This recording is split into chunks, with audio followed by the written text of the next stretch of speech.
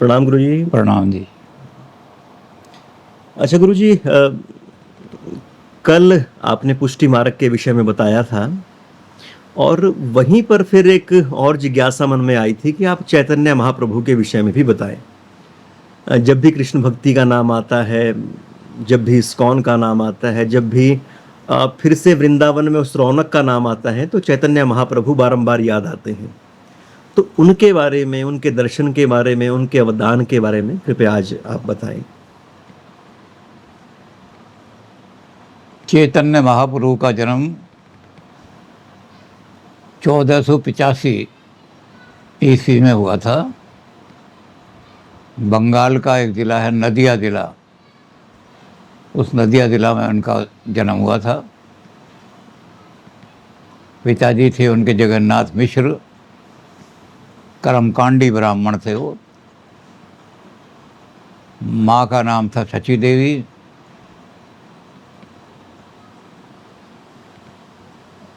उनकी का विवाह कराया गया। पहली पत्नी जो थी उनकी, वो तो सर्पदंश से उनकी डेथ हो गई। फिर दूसरी पत्नी उनकी जो थी, उनका नाम था विष्णुप्रिया। वो भी बहुत उच्च कुल के ब्राह्मण परिवार की कन्या थी, बहुत ऊंचे परिवार की। तो चैतन्य महाप्रभु का मन जो था वो शुरू से ही संगीत और कीर्तन में लगा रहता था। 24 वर्ष की आयु में उन्होंने पहले दीक्षा ली उन्होंने ईश्वरपुरी जी से, फिर सन्यासी बन गए। पहले उनका नाम था, जन्म का नाम उनके पिता ने रखा था विश्वम्बर। विश्वम्बर मिश्र के नाम से वो मशहूर थे। बाद में जब वो कीर्तन में बहुत व्यस्त रहने लगे, एक बहुत उनके घर के पास ही नित्यानंद नाम के एक अवधूत रहते थे। वो अवधूत जो थे वो कीर्तन में बहुत ही उनकी रुचि थी और ये उनके साथ ही जाकर के कीर्तन किया करते थे। क्योंकि वो अवधूत थे। अवधूत तो वो होते हैं जिनको अपने शरीर की भी सुध नहीं रहती। अवधूत वस्त्र धारण नहीं करते, केवल भस्म ही धारण करते हैं, चाहे गर्मी हो चाहे सर्दी हो। वो शरीर पर कोई कपड़ा नहीं पहनते। तो अवधूत जो थे वो तो ऐसे थे, बिल्कुल मस्त आदमी होते हैं, मस्त कीर्तन करते करते मस्ती में आ जाते थे वो। तो चैतन्य महाप्रभु जो थे उनके साथ जब कीर्तन करते थे तो इनको भी वही हो गया मामला, और ये उन अवधूत से भी ज़्यादा बढ़ गए। 24 साल की आयु में इन्होंने संन्यास ले लिया, परिवार छोड़ करके चले गए। और परिवार छोड़ करके जाने के बाद कृष्ण के रंग में रंग गए। जब ये उन अवधूत के साथ नाचते थे, गाते थे, तो इनका नाम उन्होंने बदल करके रख दिया था गौरांग। जगह जगह आपको जहाँ चैतन्य के मठ मिलेंगे, उनका नाम गौरांग ही है। गौरांग की कुटिया, गौरांग की कुटिया। कुरुक्षेत्र में भी जो इनका मठ है, चैतन्य महाप्रभु का पुराना मठ है, जहाँ आकर के वो रुके थे, उसका नाम भी गौरांग की कुटी है। तो इनका नाम उन्होंने अवधूत ने गौरांग रख दिया था।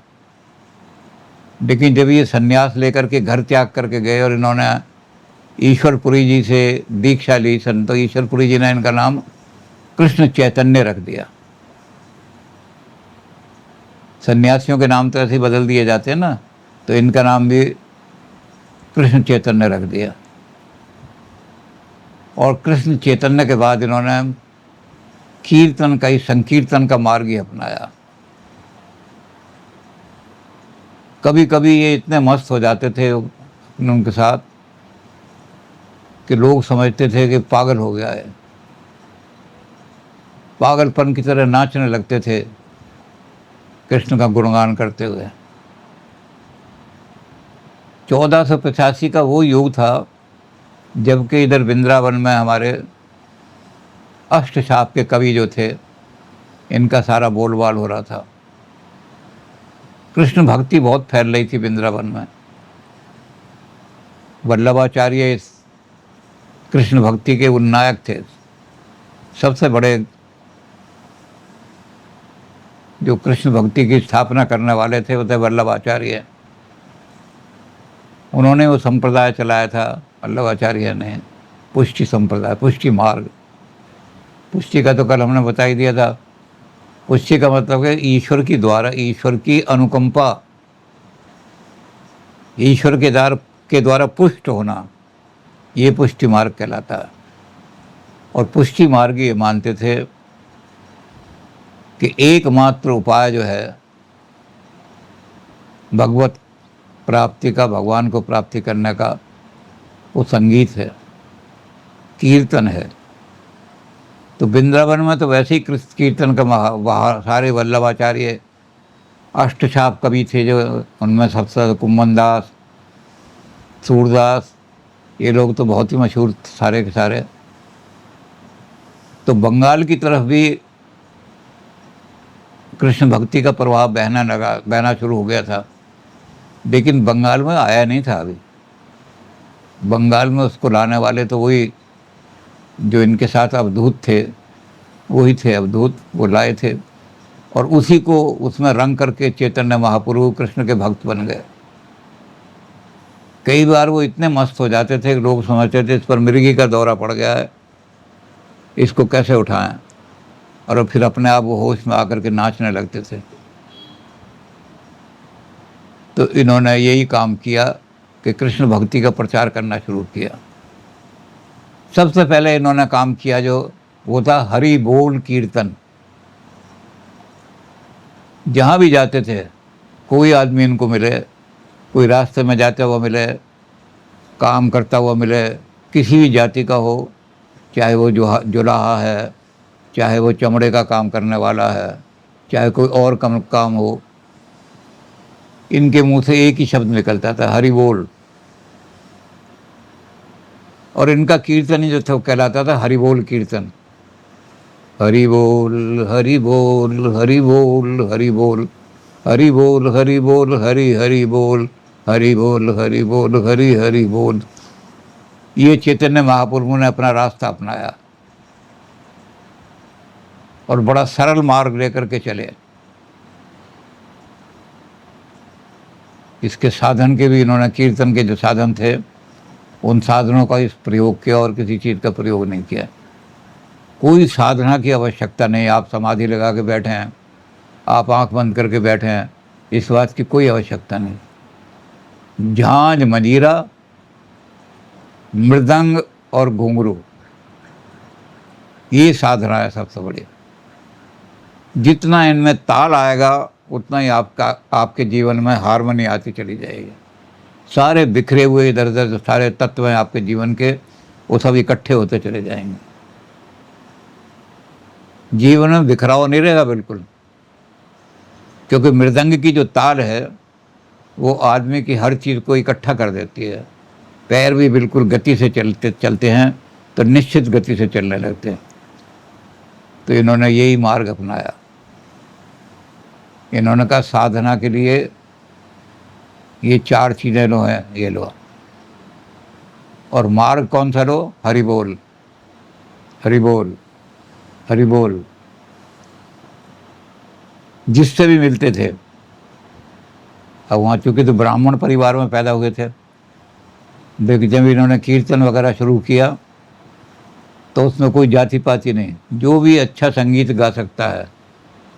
जो उन्होंने किया था वल्लभाचार्य जी ने, राग, भोग, श्रृंगार, भगवान की प्राप्ति के 3 ही मार्ग हैं। अच्छा राग गाओ, बढ़िया। और उसके अंदर उन्होंने कर दिया था कि कृष्ण नाम जो है, ये भी कृष्ण को ही ब्रह्म मानते हैं, जैसे वल्लभाचार्य मानते हैं कृष्ण ही ब्रह्म है। और कृष्ण का मतलब होता है जो अपनी ओर खींच सके, आकर्षण कर सके। जिसके अंदर आकर्षण हो वही कृष्ण है।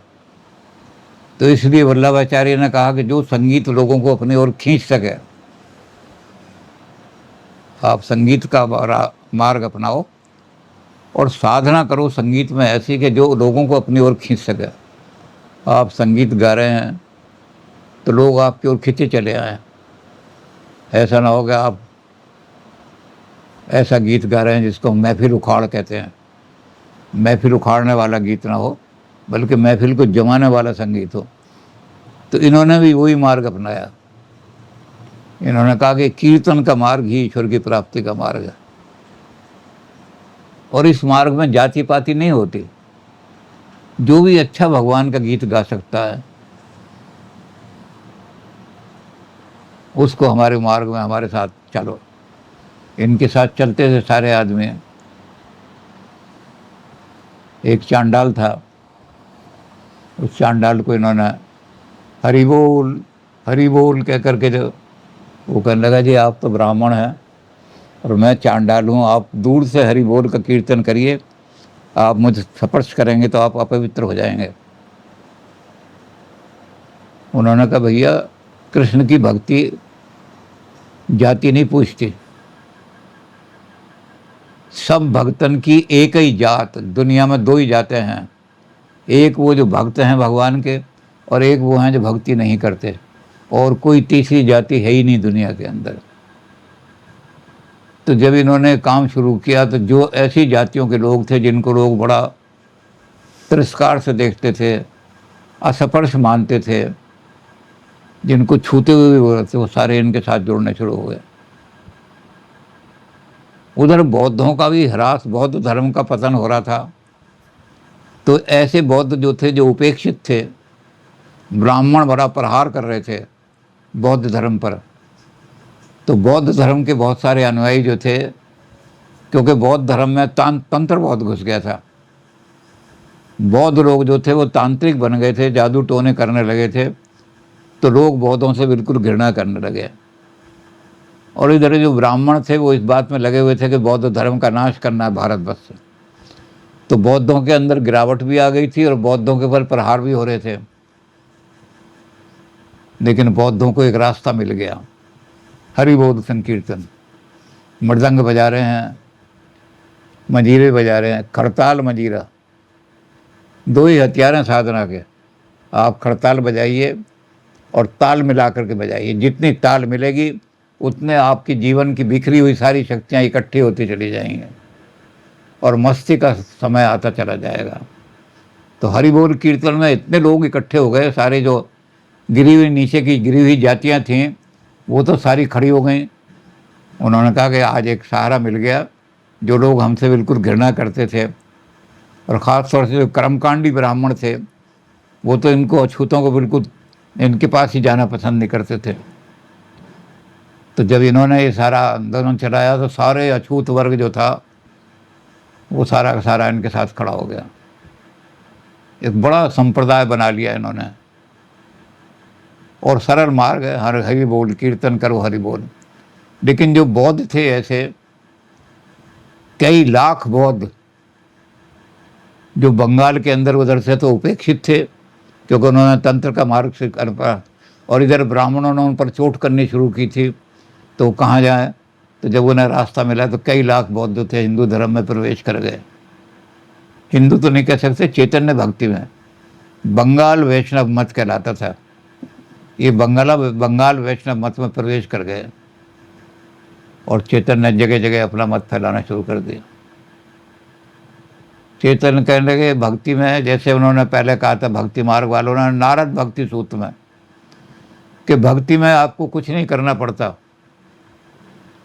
कर्म कांड में आपको पैसा लगाना पड़ता है, और उसमें ज़रा सी भी चूक हो जाए तो सारा पैसा व्यर्थ हो जाता है।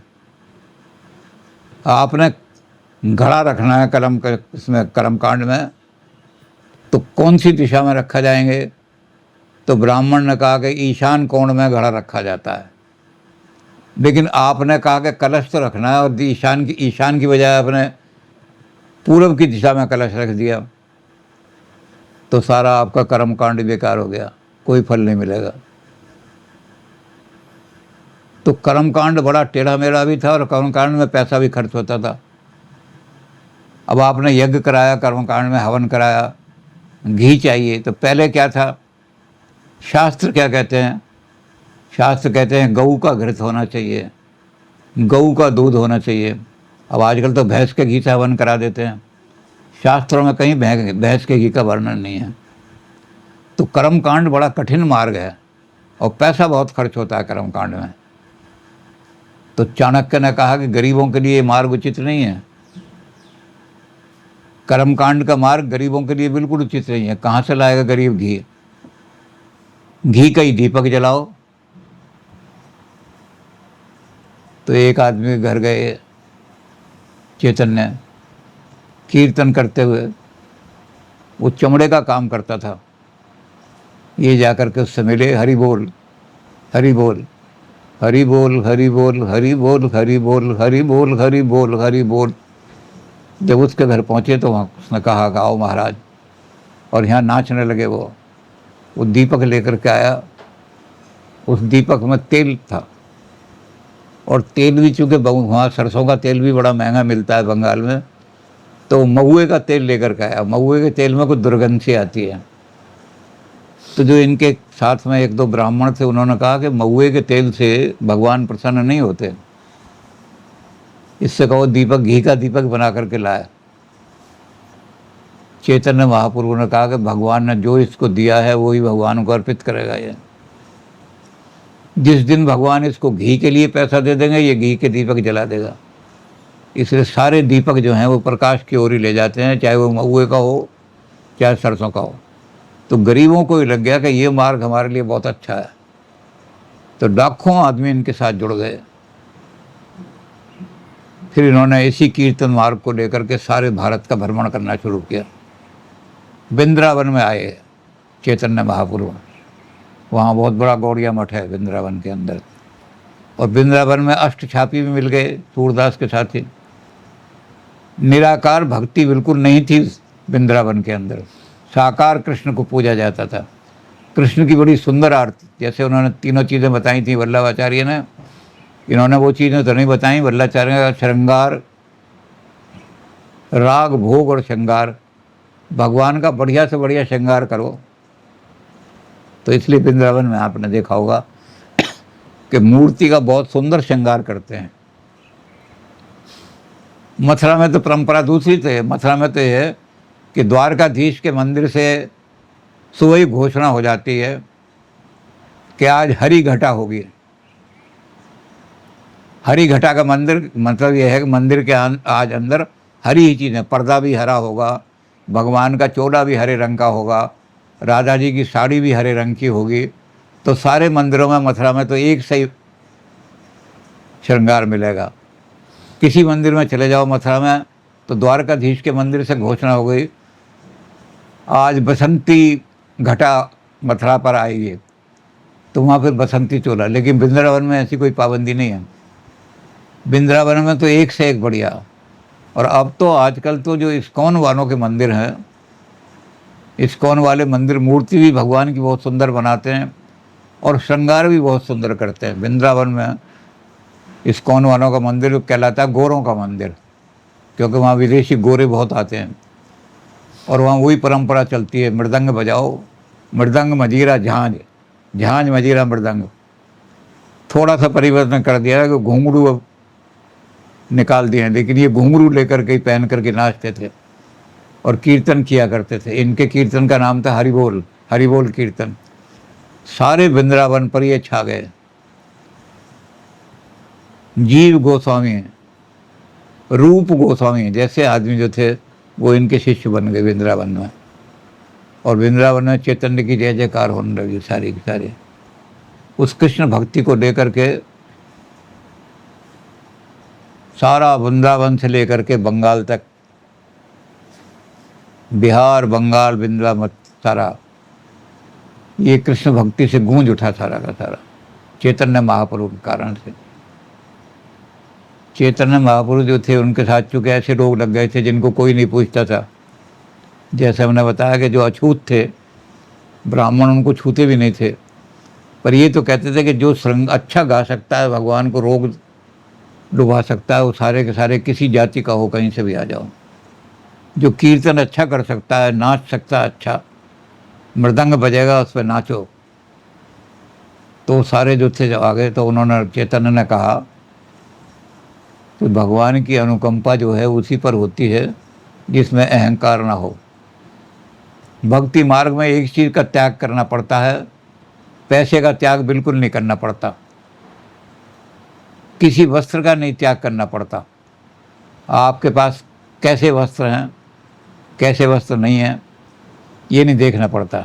वहाँ तो ये देखना पड़ता है कि आप कुर्ता पहने आए तो कुर्ता ठीक है, पजामा पहने आए पजामा पहने आए, क्योंकि मुसलमानों का ज़माना चल रहा था उस समय। तो चैतन्य ने ये भी मर्यादा हटा दी, मस्ती में आके भगवान का। तो तीन उन्होंने, बहिरंग भक्ति कौन सी है? बहिरंग भक्ति है कीर्तन। कीर्तन करो, यही भगवान की भक्ति है। भगवान की भक्ति में कृष्ण का जो रूप है, कृष्ण की जो लीलाएं हैं, उनका वर्णन जितना किया जा सके करो। उनकी जो आराधनीय शक्ति हैं, जितने भी चैतन्य महाप्रभु के मंदिर में रहेंगे, उनमें राधा कृष्ण के साथ जरूर खड़ी होंगी। कोई कोई मंदिर ऐसा है जहाँ चैतन्य की मूर्ति लगी हुई नहीं। चैतन्य की मूर्ति ज़्यादा मंदिरों में नहीं होती। गौरांग के मंदिरों में राधा और कृष्ण की मूर्ति होगी, क्योंकि राधा को उन्होंने कहा कि राधा रसेश्वरी भी हैं और राधा रासेश्वरी भी हैं। जितने दुनिया के अंदर रस हैं, अगर राधा ना होती हैं तो दुनिया नीरस हो जाती बिल्कुल। सब आदमी वैराग बन ले करके, संन्यास ले करके और घर से चल देते, संसार की व्यवस्था बिगड़ जाती है। तो सारे रस संसार के अंदर, अगर संसार के जीवन में रस दिया, इसलिए वैराग से भगवान नहीं मिलते। भगवान मिलते हैं रस से। अपने जीवन में भी रस लाओ और औरों के जीवन में भी रस भरो। जिनके जीवन बिल्कुल नीरस हो गए हैं, जिनके जीवन बिल्कुल खुश्क हो गए हैं, वहाँ भी जाके कीर्तन करो तो उनके जीवन में रस आएगा। और ये बहिरंग भक्ति आपकी कहलाएगी। बहिरंग भक्ति कीर्तन की भक्ति। आप कीर्तन जितना करोगे उतना ही। उसके बाद आपको आएगी अर्ध बहिरंग भक्ति। आधा बाहर आधा अंतर। ये अर्ध बहिरंग दृष्टि जो है नाचना। तो चैतन्य महाप्रभु तो घुंघरू भी इस्तेमाल करते थे, आजकल घुंघरू इस्तेमाल नहीं होते। और पता नहीं घुंघरू क्यों हटा दिए, लेकिन उस समय इन्होंने कहा था ताल, घुंघरू की ताल। आपके जीवन को जितना घुंघरू छनकेगा उतना जीवन में ताल आएगी आपके। तो अर्ध बहिरंग भक्ति कौन सी है? नृत्य। बहिरंग भक्ति है कीर्तन, अर्ध बहिरंग भक्ति है आपकी नृत्य करना। भक्ति करते करते, कीर्तन करते करते आपको एकदम मस्ती आए तो खड़े होकर नृत्य करने लगे। हरि बोल हरि बोल हरि बोल, हरि हरि हरि बोल, हरि बोल हरि बोल। तो हरि बोल कीर्तन से इन्होंने सारे में। और अंतरंग भक्ति कौन सी होती है? भजन गाते गाते, मम गुण गावत पुलक शरीर पुलकित हो जाए, आंखों में से आंसू बहने लगे, समाधि की स्थिति आ जाए, ये अंतरंग भक्ति है। और भक्ति आपके अंदर उतर गई, आपके हृदय के अंदर उतर गई। तो इसी भाव को लेकर के इन्होंने सारे देश का भ्रमण किया, सारे वृंदावन से लेकर के। लेकिन पूर्व के इलाके में इनका प्रभाव बहुत ज़्यादा होगा। कामरूप के अंदर जहाँ तांत्रिक ही रहते थे, बहुत सारे लोगों ने तांत्रिकों के बारे में बहुत सारी गप्पें भी लिखी हैं कि जहाँ कामरूप की स्त्रियाँ ऐसी होती थीं कि जो कोई सुंदर आदमी वहाँ पहुँच जाए तो वो उसको तंत्र से मक्खी बना करके अपने उसमें चिपका लेती थी। और जब समय आता था रात्रि का कभी का, तो उसको मक्खी को फिर से मनुष्य बना के उसके साथ सारा संभोग वगैरह करती थी। तो ऐसे भी उनके लिए, मतलब इतना तांत्रिक का प्रभाव बता दिया वहाँ कि कामरूप में इतना प्रभाव था तंत्र का। लेकिन जब ये पहुँचे चैतन्य महाप्रभु जी, तो तंत्र का प्रभाव भी घटता चला गया। लोग तंत्र से वैसे दुखी हो रहे थे कि तांत्रिक लोग जो हैं गलत चीज़ें सिखा रहे हैं लोगों को, घृणित वस्तुएं भी करनी पड़ती हैं तंत्र में। तो लोग जो थे तंत्र से भी दुखी थे। जैसा मैंने बताया कि बौद्ध लोग इनके साथ बहुत आ गए थे, क्योंकि बौद्धों में सबसे बड़ा विकार यही आया था कि बौद्ध जो थे तांत्रिक बन गए थे। तो वो तंत्र को छोड़ करके इनके साथ जो आने शुरू हुए, कामरूप से तंत्र बिल्कुल ख़त्म कर दिया, वैष्णव प्रचार शुरू हो गया। कीर्तन करो और मस्ती में कीर्तन करो। जब आपको बहिरंग भक्ति करनी हो तो कीर्तन करो, जब आपको अर्ध बहिरंग करनी हो तो नृत्य करो, नाचो, नाचने लगो मस्ती में आकर के। ये अर्ध बहिरंग, ये ईश्वर को मिलने का रास्ता है। आत्मा ईश्वर का साक्षात करेगी, आत्मा ईश्वर के साथ, आप बिल्कुल शरीर को भूल जाओगे। आदमी अपने शरीर को नहीं भूलता, लेकिन जब वो मस्ती में आता है, कीर्तन करते में थक आदमी नाचने लगता है, तो फिर उसे शरीर की कोई चिंता नहीं रहती। शरीर गिर जाता है, कभी इधर हो जाता है, कोई चिंता नहीं रहती। तो इस शरीर से ऊपर उठने का मार्ग क्या है? नृत्य। आपका मजीरा और मृदंग बज रहे हैं और आप नृत्य करना शुरू कर दो तो शरीर से ऊपर उठ जाएगी आत्मा। तो इन्होंने इस मार्ग को लेकर के जब ये पूरब की तरफ चले तो पहाड़ी इलाके में पहुँचे, जंगली इलाका बिल्कुल। वहाँ नागा लोग जो थे बड़े भयंकर, वो तो सर्पों का सांप निकलते वहाँ बड़े बड़े, जिनको अजगर कहते हैं। वो अजगर निकलते हैं तो वहाँ क्या करते हैं, अजगर को मार लेते हैं। एक अजगर मार लिया तो कम से कम 10-12 घर में रोटी बन जाएगी, इतने बड़े बड़े अजगर होते हैं।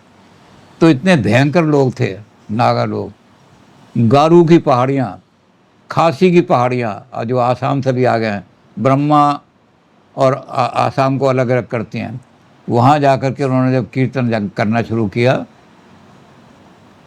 तो कीर्तन में इतने मस्त हो जाते थे ये कि जंगली जानवर भी खड़े होकर के नाचने लगते थे। जब मृदंग बजता था तो उस मृदंग की तान पर वहाँ जंगल के जानवर जो थे वो भी एकदम खड़े होकर के, ख़ास तौर से भालू जो था वो तो बिल्कुल ही खड़े होकर के नाचने लगता। रीछ को नचाते हैं लोग यहाँ, तो भालू नाचने लगते थे खड़े होकर के। तो ऐसी बीहड़ पहाड़ियों में भी जाकर के इन्होंने कृष्ण भक्ति का प्रचार किया। और मणिपुर में तो कृष्ण का ऐसा प्रचार हो गया, आज भी कृष्ण भक्ति इतनी है कि मणिपुर का जो कृष्ण का नृत्य है, रास का नृत्य, वो संसार के अंदर सबसे ज़्यादा प्रसिद्ध है। यहाँ कुरुक्षेत्र में भी हमने बनाया हुआ है वो म्यूजियम के अंदर, मणिपुर का नृत्य जो है। तो मणिपुर में तो नृत्य कृष्ण, सारा मणिपुर ही, पूरी रियासत ही कृष्णमय हो गई। मणिपुर के राजा जो थे, उन्होंने जब कीर्तन सुना तो राज सिंहासन छोड़ करके और चैतन्य के साथ नृत्य करने लगे मस्ती में। जब इन्होंने मृदंग बजाया, मृदंग के साथ मंजीरे बजाए, तो मणिपुर का राजा अपना सिंहासन छोड़ के नीचे आ गया। तो इन्होंने राजा को एक ही मंत्र दिया, राजा जिसको अपने कुल का अहंकार है कि मैं बहुत ऊंचे कुल से हूँ, तू राजा है, तुझे राजा का अहंकार है, जिसको अपने कुल का अहंकार है कि मैं ऊंचे कुल का हूँ, ना भगवान ने मिलते। जिस घट के अंदर पहले से कुछ भरा हुआ हो, उस घर के भगवान की कृपा नहीं आती। पुष्टि मार्ग की बात उन्होंने बात कही। पुष्टि मार्ग में भी यही था सारा का सारा कि समर्पण कर दो भगवान के आगे, अहंकार त्याग दो बिल्कुल। फिर दूसरे उन्होंने कहा कि जिनको जाति का अहंकार है, वहाँ जो ऐसे लोग थे जो अंत्यज जाति माने जाते, जैसे चांडाल को जैसे इन्होंने गले से लगाया, तो इन्होंने कहा कि ब्राह्मण को भगवान नहीं मिलता। वो कहने लगे क्यों? कहते ब्राह्मण जहाँ जाता है उसे जाति का अहंकार होता है, मैं बहुत ऊंची जाति का हूँ। और कहते जिसके मन में अहंकार होता है भगवान उसको त्याग देते हैं। चैतन्य महाप्रभु ने कहा कि रावण को केवल इसलिए मारा कि अहंकार बहुत था उसके अंदर, नहीं तो वेदों का ज्ञाता था। अगर वो अहंकार त्याग देता तो मारने की ज़रूरत नहीं थी। तो अहंकारियों का तो नाश करता है भगवान, चाहे वो जाति का अहंकार लेकर के जाए, चाहे कुल का अहंकार लेकर के जाए, चाहे दौलत का अहंकार लेकर जाए। तो राजा इनका भक्त बन गया। सारे मणिपुर के अंदर उन्होंने ये कर दिया कि कृष्ण भक्ति। तो सारी पहाड़ियों के अंदर आज जो फैली हुई है कृष्ण भक्ति, गारू पहाड़ियाँ हैं, खासी की पहाड़ियाँ हैं, जहाँ बिल्कुल बीहड़ जंगल है, इतने बड़े बड़े जंगल हैं वहाँ कि सूरज की रोशनी ज़मीन पर नहीं पड़ती। बड़े भयंकर, वर्षा भी बहुत होती है वहाँ आसाम में। और बर्मा के और हिंदुस्तान को बीच करने की जो पहाड़ियाँ हैं, उनमें जंगली जातियाँ रहती हैं। लेकिन इन जंगली जातियों में आप जाओगे कृष्ण भक्ति, हरि बोल हरि बोल हरि बोल कीर्तन सारा मिलेगा। इसमें भी थोड़ा सा अंतर आ गया वृंदावन में। वृंदावन के लोगों ने महामंत्र दूसरा बनाया, क्योंकि जीव गोस्वामी और अच्छा चैतन्य ने कोई ग्रंथ नहीं लिखा। इनके जो भक्त थे इन्होंने भागवत पर कमेंट्री लिखी, रूप गोस्वामी और जीव गोस्वामी में। तो इन्होंने वो मंत्र बदल दिया, हरि बोल मंत्र की जगह इन्होंने कर दिया महामंत्र हरे राम हरे रामा हरे राम हरे। अब वो ऐसे तो बंगाली भाषा में बदल जाता है, होरे राम राम राम होरे। लेकिन वो ये जो मंत्र बदला इन्होंने महामंत्र, ये वृंदावन में आकर के बदला जीव गोस्वामी ने। लेकिन ये चैतन्य महाप्रभु का मंत्र है, महामंत्र कहलाता है। ये उनके संप्रदाय का महामंत्र है। वो कोई भजन वजन नहीं गाते, बस यही गाते हैं होरे राम राम राम होरे। तो इस तरह से कृष्ण भक्ति को सारे भारत के अंदर जाति पाति का भेद बिल्कुल मिटा देने वाले, चांडाल को भी हृदय से लगाने वाले। अगर तू कीर्तन अच्छा कर सकता है तो भगवान की भक्ति तुझे प्राप्त होगी। और उसके अंदर क्या होगा, तुझे अहंकार कभी नहीं आएगा। जिनको जातीय अहंकार या कुल के अहंकार होते हैं उन्हें भगवान नहीं मिलता। तो कहते ब्राह्मणों में जातीय अहंकार आता है, मेरी जाति सबसे ऊंची है। और भगवान कहते हैं जिसका अहंकार होता है उसको मैं नाश करता हूँ। रावण का मैंने इसीलिए नाश किया कि उसमें अहंकार था। तो इसलिए अहंकार को त्याग कर क्या हो, जाति का अहंकार भी त्यागो, कुल का अहंकार भी त्यागो कि मैं तो राजा हूँ, और धन का अहंकार भी त्यागो कि मेरे पास बड़ी संपदा है। जो संप्रदाय कर्मकांडी हैं वो क्या करते हैं कि जो अच्छा प्रसाद लेकर आएगा, कि 1.25 मनी लड्डू लेकर के आए हैं, ये 1100 रुपये चढ़ा रहे हैं, उनको पहले भगवान के दर्शन करा देगा वो। भगवान कहते हैं मैं धन से नहीं प्रसन्न होता, पैसे से यूँ प्रसन्न नहीं होता कि लक्ष्मी तो मेरी दासी है, लक्ष्मी तो मेरे चरणों में बैठती है, मुझे पैसा दे करके क्या करोगे आप, दुनिया को पैसा देने वाला मैं हूँ। लेकिन हमारे पंडित ये करते हैं, हो ये 1100 रुपये चाहिए तो 5 रुपये चढ़ाने वाला आया, हट जा जरा पीछे हट जा। उनको आइए लाला जी, आइए लाला जी ले आगे बढ़। धन के अहंकार को, जाति के अहंकार को, कुल के अहंकार को भगवान बिल्कुल पसंद नहीं करता। भगवान किसको पसंद करता है, प्रपत्ति। प्रपत्ति माने कंप्लीट सरेंडर भगवान के आगे। अब इनका जो दर्शन है उस दर्शन का नाम अभी तक हमने नहीं लिया था, वो कल लेंगे। इनके दर्शन का नाम जो रखा इनके शिष्यों ने, वो रखा अचिंत भेदा भेद।